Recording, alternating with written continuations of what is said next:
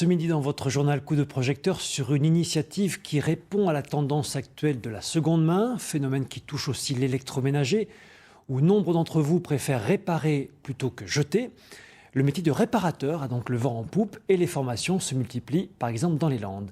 Héloïse Gironton et Thierry Gardet.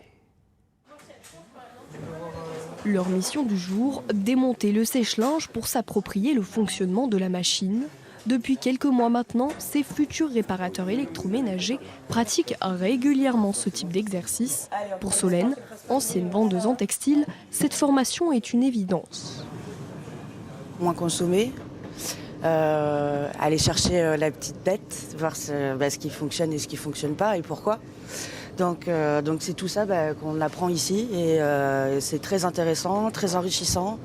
Et puis même, ça coûte moins cher de faire réparer que d'acheter. Si on peut réparer, on répare. Et si comme Solène, ils sont nombreux à s'épanouir, c'est grâce à Florette Punière. Il y a 3 ans, la directrice de ce centre de formation, consciente des enjeux autour de la seconde main, a décidé d'ouvrir cette filière. Aujourd'hui, avec la loi, les fabricants sont obligés de fournir des pièces détachées, de fournir des modes d'emploi.